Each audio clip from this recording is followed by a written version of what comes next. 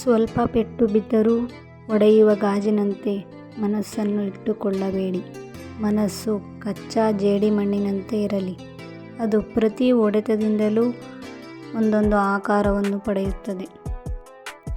ಮನಸ್ಸಿಟ್ಟು ಕಲಿತ ಅಕ್ಷರ, ಮೈ ಬಗ್ಗಿಸಿ ದುಡಿದು ತಿನ್ನುವ ಅನ್ನ, ಕಷ್ಟಪಟ್ಟು ಗಳಿಸಿದ ಸಂಪಾದನೆ, ಇಷ್ಟಪಟ್ಟು ಮಾಡುವ ದೈವಭಕ್ತಿ ಯಾರನ್ನೂ ಯಾವತ್ತೂ ಕೈ ಬಿಡುವುದಿಲ್ಲ.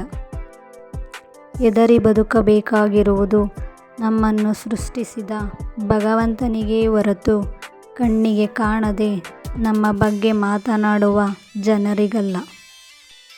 ಮೋಸ ಮಾಡಿ ಗೆದ್ದವರು ಉದ್ಧಾರ ಆಗಿದ್ದು ಚರಿತ್ರೆಯಲ್ಲೇ ಇಲ್ಲ. ನ್ಯಾಯದಿಂದ ನಡೆದವರು ಸೋತಿದ್ದು ಇತಿಹಾಸದಲ್ಲೇ ಇಲ್ಲ.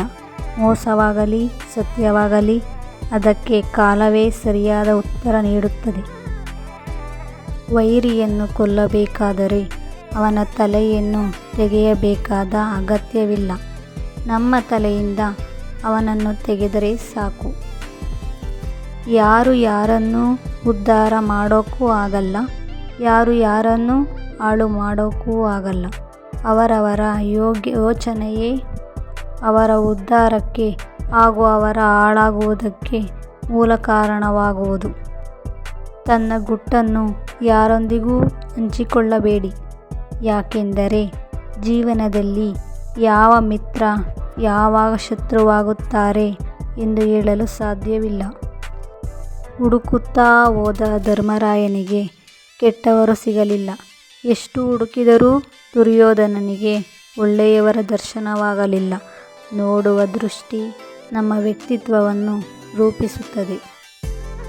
ಒಬ್ಬ ವ್ಯಕ್ತಿಯ ಮಾತಿನಿಂದ ನೋವಾದಾಗ ಎರಡು ರೀತಿ ಯೋಚನೆ ಮಾಡಿ ನಿರ್ಧಾರ ಮಾಡಬೇಕು. ಒಂದು, ವ್ಯಕ್ತಿ ಮುಖ್ಯವೋ, ಎರಡು, ಮಾತು ಮುಖ್ಯವೋ. ವ್ಯಕ್ತಿ ಮುಖ್ಯವಾದರೆ ಮಾತನ್ನು ಮರೆಯಬೇಕು. ಮಾತು ಮುಖ್ಯವಾದರೆ ವ್ಯಕ್ತಿಯನ್ನು ಮರೆತು ಬಿಡಿ. ಎಲ್ಲ ಅಧ್ಯಾಯಗಳು ಮುಗಿದು ಹೋಯಿತು ಅಂದುಕೊಂಡಾಗಲೇ ಹೊಸ ಅಧ್ಯಾಯಗಳು ಆರಂಭವಾಗುವುದು.